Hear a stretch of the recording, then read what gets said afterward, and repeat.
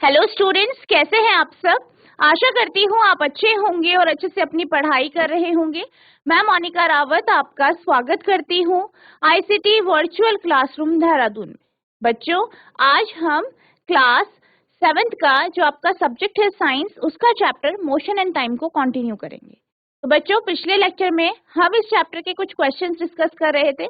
I hope आपको ये question समझ में आए होंगे। आज हम इसके आगे के जो क्वेश्चंस हैं उन्हें डिस्कस करेंगे।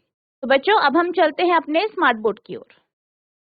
बच्चों, आज का आपका पहला प्रश्न है, the distance travelled by the vehicle is recorded by. वाहनों द्वारा तय की गई दूरी किसके द्वारा दर्ज की जाती है। यानी वाहन में ऐसा कौन सा डिवाइस यानी युक्ति होती है जिसके माध्यम से हम वाहन द्वारा तय की गई दूरी को रिकॉर्ड करते हैं कि वाहन कितना चली। पहला है मोनोमीटर, दूसरा है ओडोमीटर, तीसरा है स्पीडोमीटर और चौथा है मोटोमीटर। अब यहाँ पे अगर हम स्पीडोमीटर की बात करें तो स्पीडोमीटर आपके वाहनों में लगा होता है और ये जो स्पीडोमीटर होता है इससे क्या होता है, इससे हम वाहन की गति यानी जो वाहन की चाल है, यानी वाहन की चाल कितनी है ये जान पाते। ठीक है, तो स्पीडोमीटर का उपयोग क्या के लिए होता है, आपका चाल को मेजर करने के लिए, चाल के मापन के लिए, यानी गाड़ी किस चाल में चल रही है। अब अगर हम ओडोमीटर की बात करें तो ओडोमीटर एक ऐसा डिवाइस है जिसके माध्यम से हम ये जान पाते हैं कि हमारा वाहन कितना चला। ठीक है, तो आपका जो ये प्रश्न है इसका जो उत्तर होगा वो बी होगा, यानी ओडोमीटर, ये इसका आंसर। अब हम चलते हैं अगले प्रश्न की ओर। तो आपका अगला प्रश्न है, अ बस ट्रेवल्स 54 किलोमीटर इन 90 मिनट। यानी एक बस 90 मिनट में 54 किलोमीटर की यात्रा करती। बस की चाल ज्ञात। बस की क्या निकालनी है आपको, चाल। बस की जो चाल है वो कितनी है आपको बतानी। आपके ऑप्शन है, पहला है 0.6 मीटर पर सेकेंड, दूसरा है 10 मीटर पर सेकेंड, तीसरा है 5.4 मीटर पर सेकेंड और चौथा है 3.6 मीटर पर सेकेंड। तो यहाँ पे क्या कहा गया है, यहाँ पे ये कहा गया है कि जो आपका वाहन है, वाहन के द्वारा या जो ये बस है इसके द्वारा कितनी जो है आपके 90 मिनट में जो है 54 किलोमीटर की दूरी तय की है। तो चाल कितनी है। अब अगर हम चाल की बात करें तो चाल का फॉर्मूला क्या होता है, क्या कोई बच्चा बता सकता है। जीआईसी मोती नगर, कोई एक बच्चा माइक ले लीजिए।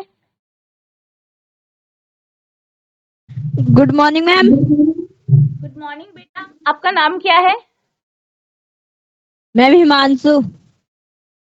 ठीक है, तो हिमांशु बेटा आप ये बताइए कि चाल का फॉर्मूला क्या होता है। मैम चाल बराबर दूरी बट्टा समय। वेरी गुड, हिमांशु के लिए सब तालियां बजाएंगे। वेरी गुड बेटा। ठीक है, आप बैठ जाइए। चाल का फॉर्मूला होता है दूरी बटा समय। अब यहाँ पर जो दूरी दी गई है वो आपके किलोमीटर में है और जो समय दिया गया है वो मिनट में है। इसको किसमें, इसका आंसर किसमें है, मीटर प्रति सेकंड। ठीक है, तो यानी आप क्या करेंगे, दूरी और समय को, ठीक है, दूरी को मीटर में परिवर्तित करेंगे, समय को सेकंड में परिवर्तित करेंगे। अब दूरी कितनी, 54 किलोमीटर, 54 किलोमीटर। ठीक है, अब कोई बच्चा बता सकता है कि 1 किलोमीटर कितने मीटर के बराबर होता है। जीआईसी सेल दे, कोई बच्चा माइक ले लीजिए।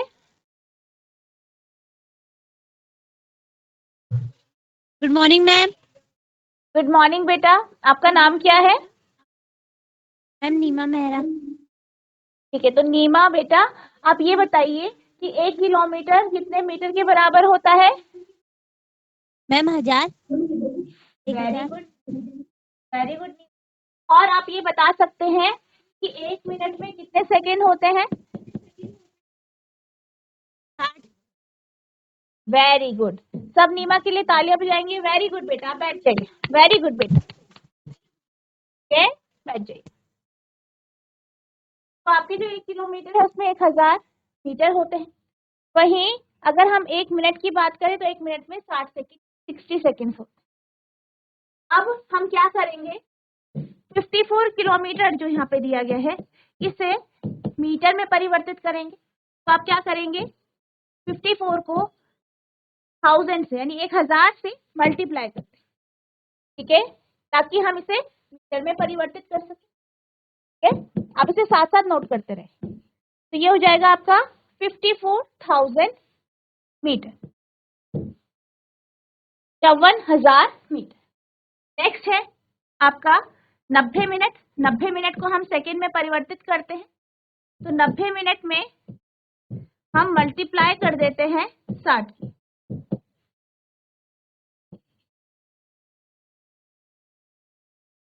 तो ये भी आपका क्या आ गया, 5400 से। ठीक है, तो 5400 सेकेंड आपका आ गया। अब हम क्या करेंगे, अब हमारे पास तो दूरी और जो समय आया है वो हमारा जो है मीटर में और सेकंड में आ गया है। अब हम इन वैल्यूज को फॉर्मूले में रख देंगे। दूरी कितनी है आपकी, 54,000।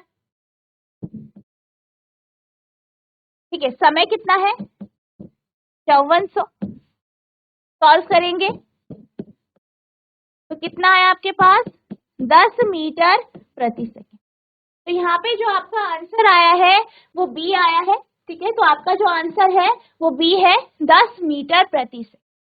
ठीक है, तो यहाँ पे आपके पास किलोमीटर और मिनट में जो है आपको वैल्यूज दी थी। दूरी आपकी किलोमीटर में थी, समय आपका मिनट में था, उसे आपको मीटर और सेकंड में परिवर्तित करना था और फिर फॉर्मूला लगा के आपका आंसर आ गया। ठीक है, इसी तरीके से आपको इसे सॉल्व करना, आप इसे नोट करें।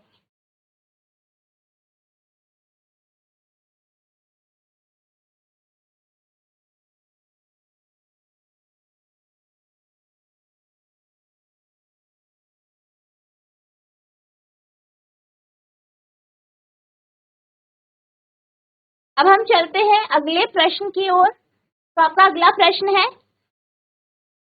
The clocks and watches which are used for measuring time are based on. समय मापने के लिए उपयोग की जाने वाली दीवार घड़ी और कलाई घड़ी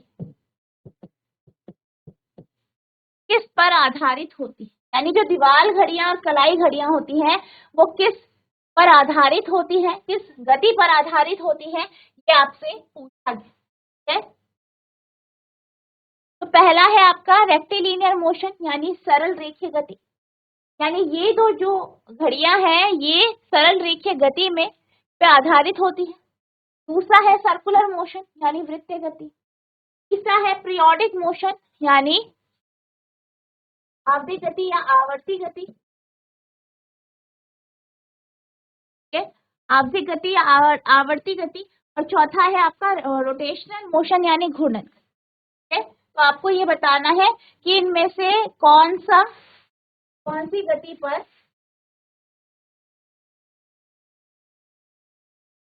गति पर आपकी घड़ियां आधारित।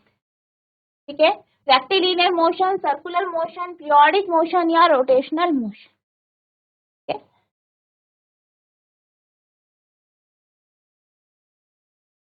जीआईसी मोती नगर को एक बच्चा माइक ले लीजिए। Good morning ma'am. Good morning बेटा, आपका नाम क्या है? मैम सुमित। बेटा आप ये बताइए कि जो घड़ियां होती हैं वो किस गति पे कार्य करती हैं? मैम वृत्तीय गति। Circular motion? Yes ma'am. पक्का? Yes ma'am. कोई और बच्चा आंसर देना चाहता है? सुमित बेटा आप बैठ जाइए। जैसी सैलरी दे, कोई बच्चा माइक ले लीजिए। जैसी दे।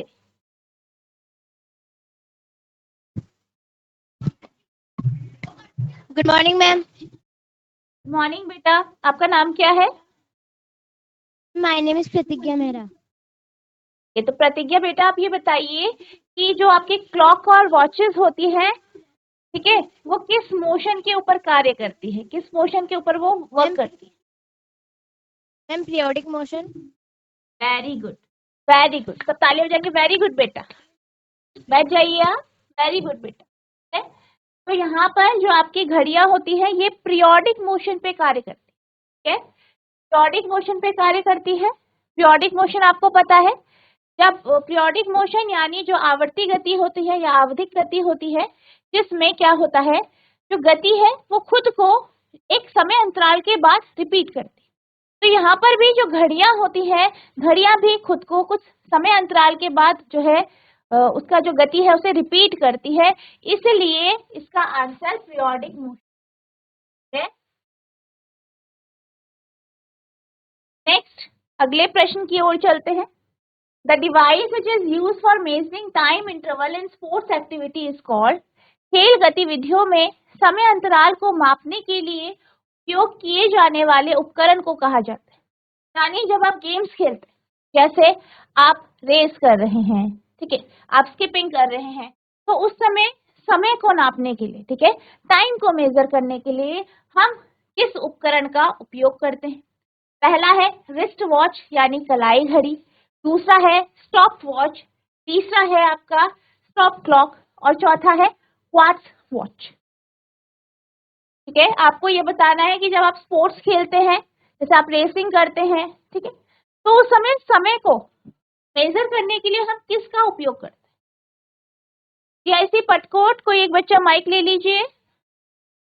जीआईसी पटकोट, गुड मॉर्निंग बेटा, आपका नाम क्या है? रानी। ठीक है, आप कौन सी क्लास में है? हाँ जी, आप कौन सी क्लास में? हाँ जी, मैम 12th। ठीक है। तो बेटा आपको तो फिर ये क्वेश्चन अच्छे से आता होगा कि आप जब आप खेलते हैं, गेम्स खेलते हैं, तो किस वॉच के माध्यम से हम जो है टाइम को मेजर करते हैं, समय को, किस समय अंतराल को किससे मापते हैं? आप रेस करते हैं, रेस रेस करी होगी आपने, ठीक है, गेम्स खेलते हैं आप, तो उस समय जो आपका जो टाइम है वो किसमें मेजर किया जाता है, किस उपकरण के माध्यम से, किस डिवाइस के माध्यम से? Stop watch. Very good, very good, very good Himani बेटा, वेरी गुड, सब तालियां बजाएंगे। वेरी गुड बेटा, आप बैठ जाइए। ओके, तो जब भी हम खेल खेलते हैं, गेम्स खेलते हैं, तो यहाँ पर जिस उपकरण के माध्यम से हम समय का मापन करते हैं वो है आपकी स्टॉप वॉच, यानी जो आपकी स्टॉप वॉच होती है, इसी से आप क्या करते हैं, आप टाइम इंटरवल को मेजर करते हैं। ठीक है, नेक्स्ट आपका अगला प्रश्न है, if the speed of an object along a straight line keeps changing, its motion is said to be।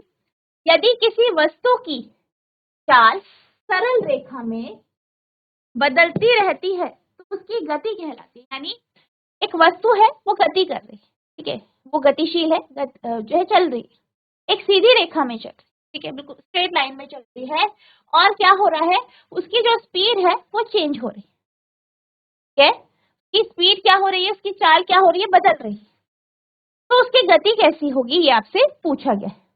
पहला है यूनिफॉर्म मोशन, यानी एक समान गति, ठीक है, एक समान गति। दूसरा है नॉन यूनिफॉर्म मोशन, यानी असमान गति। तीसरा है लीनियर मोशन, यानी रैखिक गति। या चौथा है नन ऑफ दीज, यानी इनमें से कोई नहीं। तो आपको ये बताना है कि अगर कोई वस्तु जो है एक सीधी रेखा में चल रही है और उसकी चाल में परिवर्तन आ रहा है, तो वो गति कैसी होगी?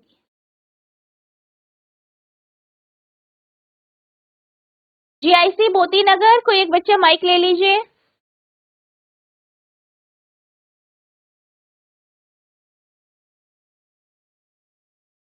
Good morning ma'am. Good morning बेटा, आपका नाम क्या है? अंशु। अंशु बेटा, आप ये बताइए कि अगर कोई वस्तु, ठीक है, कोई वस्तु है वो सीधी रेखा में चल रही है और उसकी चाल में परिवर्तन आ रहा है, तो वो कौन सी गति में है? असमान गति में। Very good. सब अंशु के लिए तालियां बजाएंगे। वेरी गुड बेटा। तो आपकी जो वस्तु है जो कि एक सीधी रेखा में चल रही है, लेकिन उसकी गति क्या हो रही है? चेंज हो रही है। तो हम ये कह सकते हैं कि वो किस है? असमान गति। एक समान गति में वस्तु कब होती है? जब समय के साथ वस्तु की जो चाल है उसमें परिवर्तन नहीं आता, ठीक है। और जो आपका रैखिक गति है, यानी एक सीधी रेखा, ठीक है, तो इसका जो आंसर है वो आपका बी हो जाएगा, ठीक है, असमान गति, नॉन यूनिफॉर्म मोशन। अब हम चलते हैं नेक्स्ट क्वेश्चन की ओर। The most well known periodic motion is that of, सबसे प्रसिद्ध आवधिक गति या आवर्ती गति, ठीक है, सबसे प्रसिद्ध आवर्ती गति है। आपके ऑप्शन है सनडायल, धूप घड़ी के, स्टॉप वॉच, सिंपल पेंडुलम, सरल दोलक या पेंडुलम, चौथा है सैंड क्लॉक। यानी आपको ये बताना है कि जो पीरियोडिक मोशन होता है, आवर्ती गति होती है, उसका सबसे प्रसिद्ध एग्जाम्पल, सबसे प्रसिद्ध उदाहरण कौन सा? सनडायल है, धूप घड़ी है, स्टॉप वॉच है, सिंपल पेंडुलम है, सरल लोलक है, या सैंड क्लॉक यानी रेत घड़ी। जीआईसी सेल दे, कोई एक बच्चा माइक ले लीजिए। Morning ma'am. मॉर्निंग बेटा, आपका नाम क्या है? मैंने प्रताप सिंह मंगारी। ठीक है, तो भानु बेटा आप ये बताइए कि पीरियोडिक मोशन का एग्जाम्पल कौन सा है? आवर्ती गति का एग्जाम्पल, उसका उदाहरण। आपके सामने चार ऑप्शन है, आपको बताना है। सरल लोलक। वेरी गुड बेटा, सब भानु के लिए तालियां बजाएंगे। वेरी गुड बेटा, आप बैठ जाइए। ये बिल्कुल सही आंसर दिया है आपने। इसका जो है एग्जाम्पल जो है वो है आपका सिंपल पेंडुलम यानी सरल लोलक, ठीक है। नेक्स्ट आपका क्वेश्चन है, which of the following is based on the study of the shadow cast by the sun? निम्न में से कौन सा सूर्य द्वारा डाली गई छाया के अध्ययन पर आधारित है? यानी आपको नीचे कुछ ऑप्शंस दिए गए हैं, आपको ये बताना है कि इनमें से कौन सा सूर्य के द्वारा जो छाया बनती है, यानी सूर्य के कारण जो छाया बनती है उस पर आधारित है, या उसके माध्यम से हम यहाँ पे अध्ययन करते हैं, ठीक है। पहला है सिंपल पेंडुलम यानी सरल लोलक, दूसरा है एटॉमिक क्लॉक, परमाणु घड़ी, तीसरा है सनडायल, चौथा है क्वार्ट्ज क्लॉक। सनडायल यानी धूप घड़ी, ठीक है। तो सिंपल पेंडुलम, सरल लोलक, एटॉमिक क्लॉक, परमाणु घड़ी, सनडायल, धूप घड़ी या क्वार्ट्ज क्लॉक, क्वार्ट्ज घड़ी। जीआईसी मोती नगर, कोई एक बच्चा माइक ले लीजिए। गुड हो गया बेटा। Afternoon ma'am. गुड आफ्टरनून, आपका नाम क्या है? भानु प्रताप। भानु बेटा आप ये बताइए कि इनमें से जो आपको यहाँ पे चार ऑप्शन दिए गए हैं, इनमें से कौन सा ऐसा डिवाइस है, ठीक है, जो कि आपके सूर्य के द्वारा जो छाया बनती है उस पे कार्य करता है? धूप घड़ी। वेरी गुड, भानु के लिए सब तालियां बजाएंगे। वेरी गुड बेटा, आपने बिल्कुल सही आंसर दिया है। वेरी गुड, आप बैठ जाइए। तो इसका जो आंसर है वो है आपका सनडायल यानी धूप घड़ी। नेक्स्ट आपका अगला प्रश्न है, the most appropriate unit for expressing the speed of a space rocket is, अंतरिक्ष रॉकेट की गति या उसकी जो चाल है, अंतरिक्ष रॉकेट की जो चाल है वो व्यक्त करने के लिए सबसे उपयुक्त इकाई है, क्या सबसे उपयुक्त हम मात्रक बोल सकते हैं, मात्रक है, क्या है ये आपको बताना। मीटर प्रति सेकंड, किलोमीटर प्रति सेकंड, किलोमीटर प्रति घंटा या किलोमीटर प्रति मिनट। यहाँ पे ये कहा गया है कि जो आपका रॉकेट है, स्पेस रॉकेट, ठीक है, जो रॉकेट है उसके हम जब स्पीड के बारे में बात करेंगे तो इनमें से कौन से मात्रक का उपयोग करें? ठीक है, good afternoon ma'am. Good afternoon बेटा, आपका नाम क्या है?